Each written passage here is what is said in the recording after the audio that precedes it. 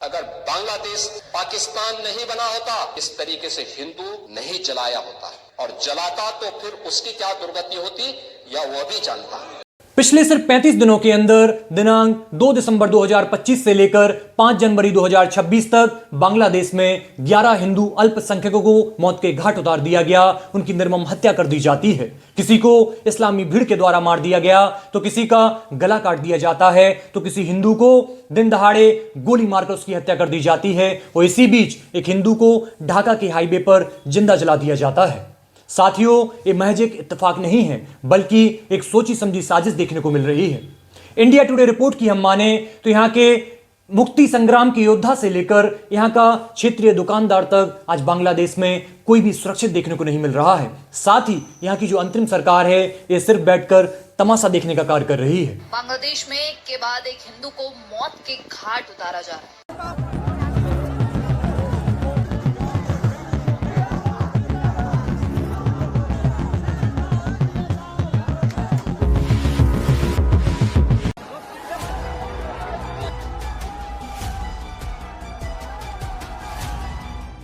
नमस्कार साथियों, आप देख रहे हैं बुंदेलखंड हेडलाइंस। साथियों, सर्वप्रथम हम बात करेंगे दिनांक 2 दिसंबर 2025 की, जहां एक हिंदू सराफा व्यापारी प्रांतोस कर्मोकर, आप तस्वीर में इन्हें स्पष्ट देख सकते हैं, इनकी गोली मारकर हत्या कर दी जाती है।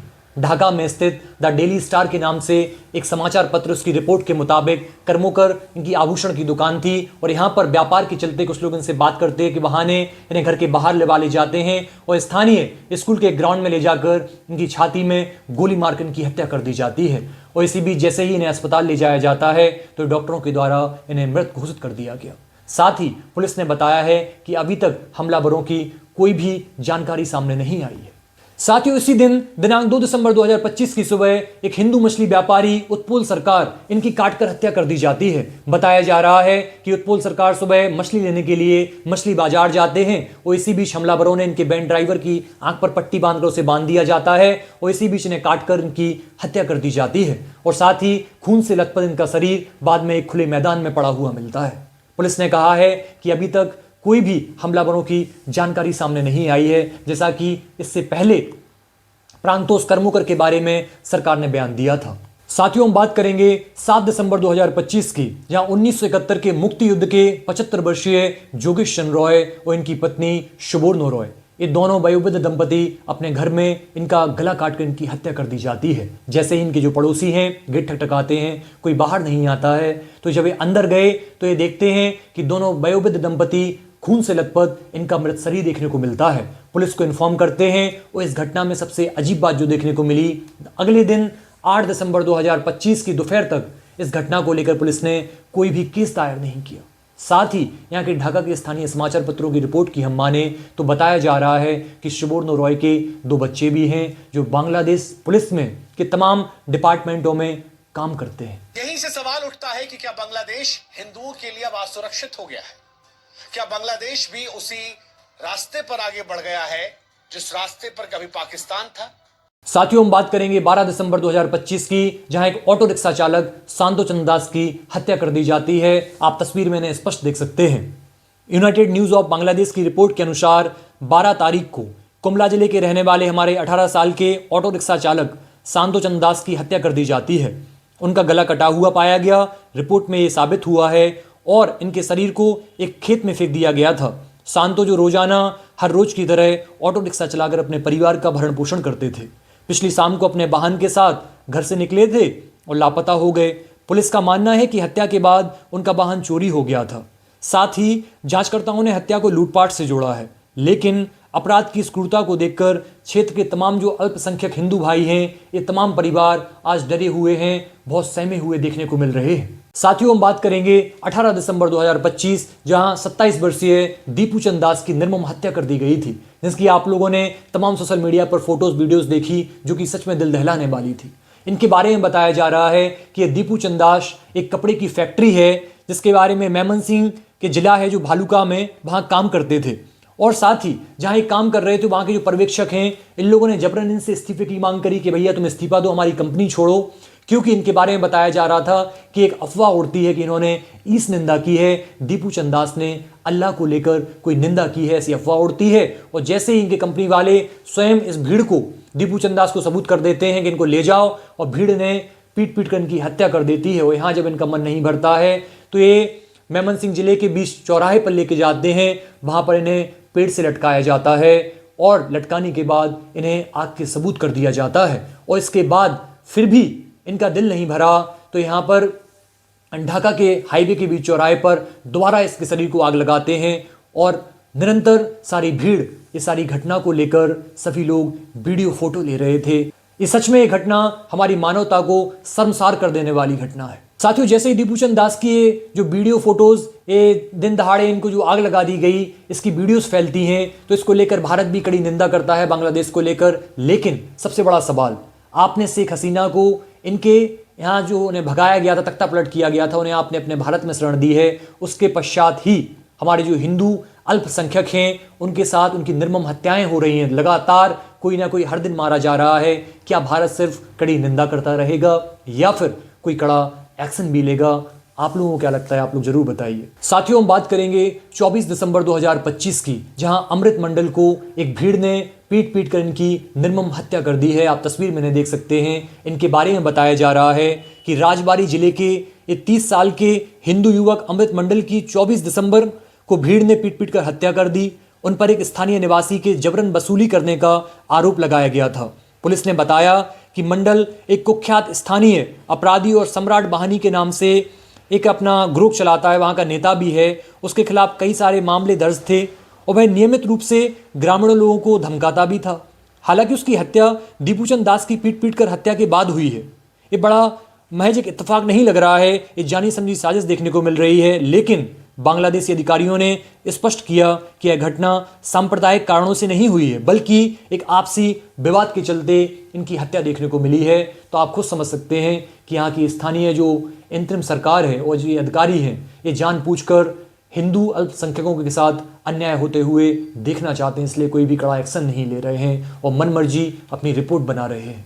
साथियों, हम बात करेंगे 29 दिसंबर 2025 की, जहां बजेंद्र बिस्वास इनकी गोली मारकर हत्या कर दी जाती है। इस घटना को आप सुनेंगे तो आपको लगेगा क्या ये सच में पागलपन है या ये बुद्धिजीवी ऐसा काम करेंगे, क्योंकि ये बताया जा रहा है बजेंद्र बिस्वास एक कपड़ा का जो मिल है वहां पर काम करते थे। वो इनके साथ में काम करने वाले नोमान मियाँ इनसे मजाक में कहते हैं बंदूक लेकर, क्या मैं बंदूक चलाऊं? और वो कुछ कह ही नहीं पाते, इतना बोलने के बाद ही वो बंदूक चला देता है, उसको गोली लग जाती है और बजेंद्र बिस्वास की इसी बीच मौत हो जाती है। और बाद में इनको जब के उप स्वास्थ्य केंद्र ले जाया गया, अस्पताल ले जाया जाता है, तो डॉक्टरों ने मृत घोषित कर दिया। पुलिस जब इस घटना की जांच करती है तो उन्होंने कहा है कि नुमान मियाँ का गोली चलाने का कोई ऐसा खास इंटेंशन नहीं था, उनका इरादा नहीं था, बल्कि मजाक मजाक में गोली चल गई। और इसके बाद नुमान मियाँ को पुलिस ने गिरफ्तार कर लिया है।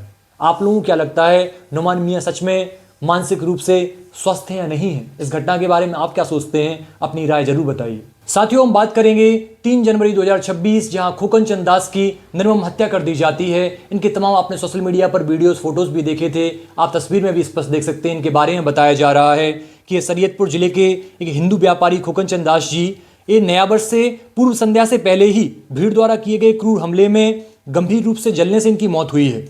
31 दिसंबर 2024 को अपनी इनकी फार्मेसी दवाई की जो दुकान है उसे बंद करके अपने घर लौट रहे थे।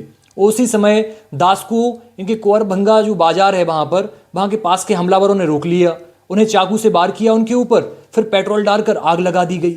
उन्होंने तालाब में कूदकर भागने की निरंतर कोशिश की, लेकिन उनके कोशिश करने के बावजूद चेहरा, उनका जो श्वसन तंत्र है, रेस्पिरेटरी सिस्टम है, वो काफ़ी ज़्यादा शरीर का 30% से ज़्यादा हिस्सा बुरी तरह जल गया था।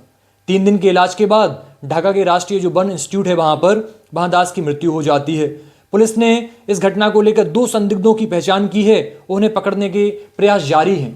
अब साथ ही आपने देखा कि मॉब लिंचिंग के द्वारा ये जो इस्लामी भीड़ है इसके द्वारा इन्हें मारा गया है और सिर्फ 2 लोगों की लोग पहचान कर पाए हैं। तो इनका जो आप तरीका देख सकते हैं, क्या ये सच में चाहते हैं कि आगे हिंदू अल्पसंख्यकों के साथ न्याय देखने को मिले?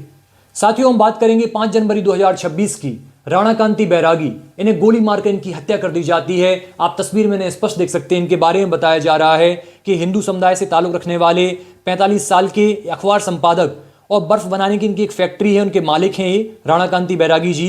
जिनकी 5 जनवरी को अज्ञात हमलावरों ने गोली मारकर हत्या कर दी। मोटरसाइकिल पर सवार 3 लोगों ने उन्हें एक गली में बहला फुसलाकर बुला लिया कि भैया आओ यहाँ पर, और फिर उन पर करीब से गोलियां चलानी शुरू कर दी, जिससे उनकी मौत हो गई और गोलियां लगने और साथ में गला भी काटा गया, उसके चलते इनकी मौत हुई है।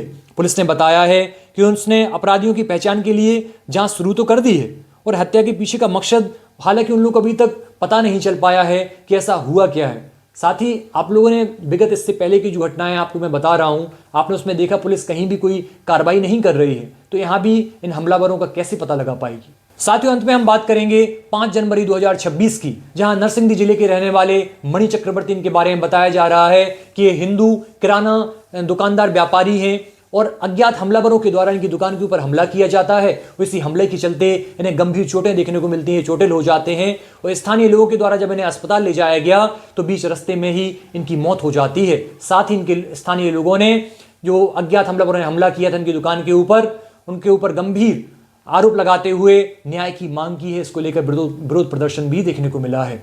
साथियों, अंत में आप लोगों से पूछना चाहूंगा, ये जो आपने पूरी कड़ी देखी कि निरंतर 11 जो हमारे अल्पसंख्यक हिंदू भाई इनके साथ जो घटना सामने आई है, इसको लेकर आपने एक बात नोटिस की है कि निरंतर सुनियोजित तरीके से ये सारे प्री प्लान्ड, ऐसा लग रहा है कि कोई जानबूझकर इन घटनाओं को अंजाम दे रहा है। साथ ही आप लोगों को पता होगा 5 अगस्त 2024 को जब शेख हसीना का तख्ता पलट हुआ था यहाँ से बांग्लादेश से, उस दिन से लेकर आज तक आप देखेंगे जितने भी बांग्लादेश में हिंदू अल्पसंख्यक रह रहे हैं, आज उनके कभी ना कभी, हर दिन कभी उनके हिंदू भाइयों के मंदिरों को फोड़ा जाता है, मूर्तियों को तोड़ा जाता है, कभी इनके परिवार की बहनों बेटियों के साथ बलात्कार करने का काम किया जाता है। ये निर्मम हत्याएं, किसी का गला काटना, गोली मारकर हत्या करना, ये क्या बता रहा है? क्या ये सच में सेकुलर स्टेट की तरफ जा रहा है? क्या ये जो अंतिम सरकार यूनुस की जो आई है, क्या ये सच में चाहते हैं कि हिंदुओं के साथ न्याय हो? और दूसरी अहम बात, हमारा भारत आज इतना सक्षम है कि इनकी खटिया खड़ी कर सकता है, लेकिन हम लोग किसी प्रकार से कोई अहम भूमिका नहीं निभा रहे हैं। सिर्फ यहाँ भारत में बैठकर हमारे विदेश मंत्री एस जयशंकर हों, चाहे मोदी जी हों, ये सभी सिर्फ खेद प्रकट करने का कार्य कर रहे हैं, ना कि जो हिंदू अल्पसंख्यक भाई हैं, हिंदू राष्ट्र की जो बात होती है हमारे देश में भी, और दूसरी तरफ हमारे हिंदू ही परेशान हो रहे हैं, उनके लिए किसी प्रकार से कोई बड़ा एक्शन भारत के द्वारा देखने को नहीं मिल रहा है। आप लोग क्या सोचते हैं इन तमाम घटनाओं के बाद? ये जो घटना सामने आई है, अपनी राय कमेंट में जरूर दें। इसी के साथ अब हम विदा चाहेंगे। धन्यवाद।